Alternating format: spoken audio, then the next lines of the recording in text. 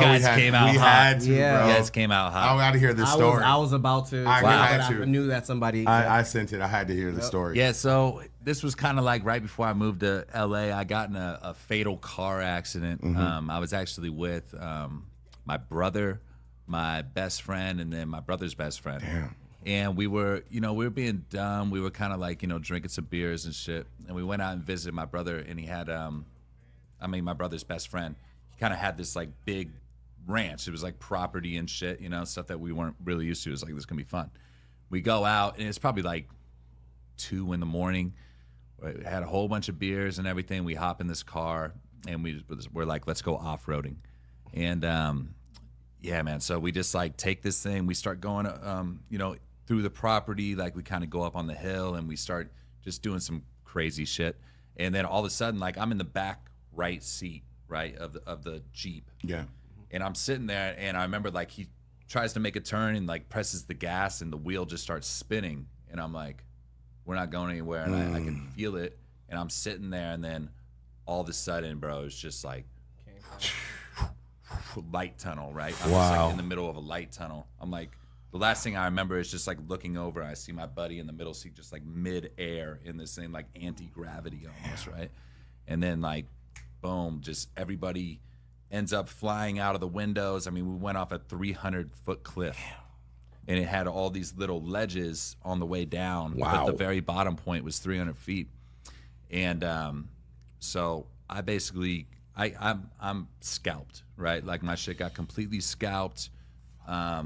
I had like a throat injury, like all types of weird shit. And I broke my neck, right? So I'm like laying there, and I remember like I kind of like come to a little bit. My brother has me in his arms. My brother had broke his back, but he found a way to crawl down the ledges to get to the ledge that I was at.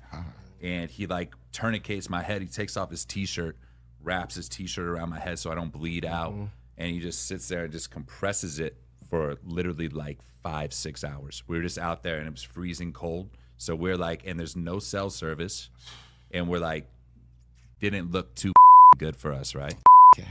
Can't call anybody. We're just at the bottom of this thing. We're like, we're all gonna die, basically, And so he's wrapped up like this. I'm saying all types of crazy shit to him, just like, whatever. I was like going through blood loss. And my other friend, he comes out of the car, he flies out, he ends up in a tree. Like he comes to inside of a tree, just like and he's just like, what the and he had a lacerated trachea and a broken femur. And he gets out of the tree, and he comes, and he just kind of like plops down. He's just sitting there in shock, But he's close enough within distance of us, right? So there's no cell service, no nothing. I'm like incapacitated, but my brother and Miles are conscious, right? So they're like going back and forth, like, what do we do? What do we do? My brother ends up taking my phone out of my pocket because it was the only one that had battery left. Because, at first they were like, we're just going to sit it out and just wait until like somebody comes. But then they realized that wasn't going to happen. It was on like private property and all that type of shit. So nobody would have came. That would have been the end. And so he gets my phone. My brother just throws it up to the ledge that he was on, and just by chance it ends up landing on that ledge, like close enough to him to be able to army crawl over to. Grabs my phone, and he crawls with a broken femur and a lacerated trachea, crawls all the way up the entire shit to get the service. Because he, like I was saying, like, the very, very bottom was 300 feet, but it was like we were on ledges that were like way higher up, right? So he's able to basically just like go up these ledges, probably like, I don't know, maybe 30 feet, army crawling over a course of hours. And he yells back down. He's like, I see a cell tower. Like in the distance. I'm just gonna try to keep calling. And so he just is like pressing call, like SOS at 911, like whatever the he was doing. And he's just like literally crawling towards this thing, just pressing call. And then it like finally goes through. And we ended up getting airlifted out of there. I went first because I was in like the worst shape. Right. But they were able to like get a helicopter out there.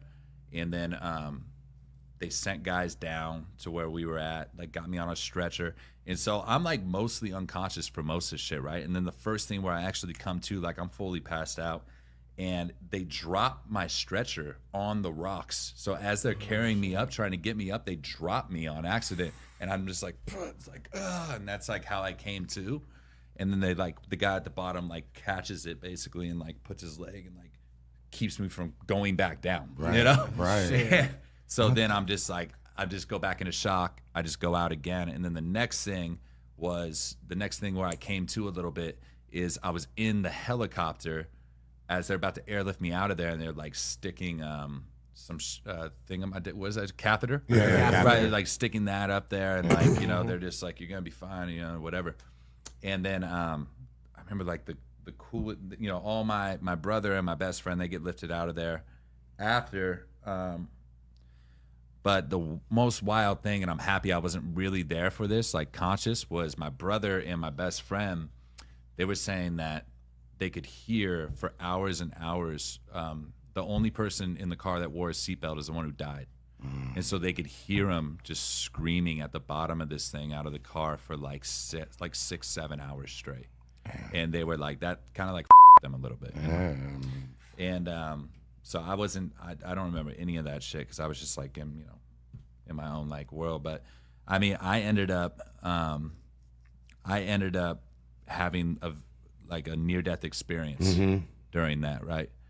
And so I just had this moment where it was like I was just completely euphoric. Everything went away, like all reality went away. I was like, felt like I was on like a DMT trip or some shit. And it was like I just started going towards this glowing ball and just like became it. And it was like I realized, I was like, oh, this is what God is. Like, we're all God, you know? And I just had this like super spiritual experience. It just kind of like just completely changed my life after that.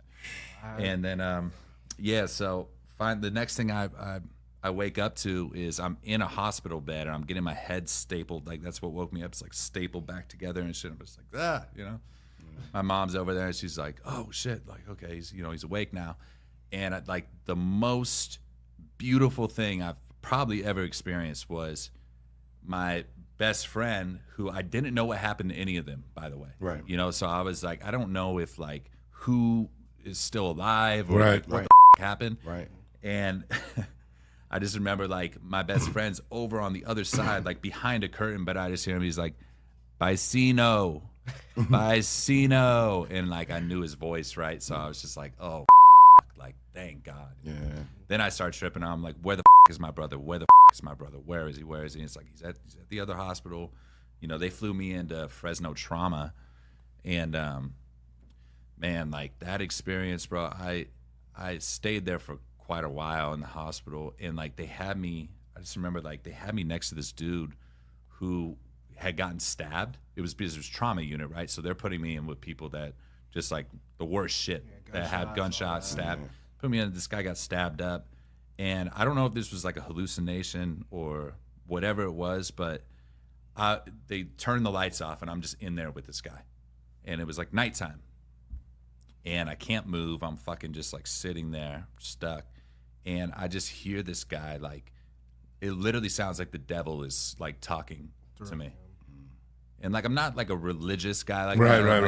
guy, but it was like the scariest voice I've ever heard in my life. And it's just like, oh, we see a voice, even about like that type of shit. It's like you sound like sides I mean, bro, it was, and so I start just pressing this button, the assistance button. And like nobody's coming for like 25, 30 minutes. So I'm just fucking losing my mind. Just like pressing this, like I'm about to get killed by whatever the this is. Right. And he was like shackled to the bed and shit. Like, of course, you probably, yeah. I mean, so whatever that was, I don't know, but that shit was fucking insane, bro.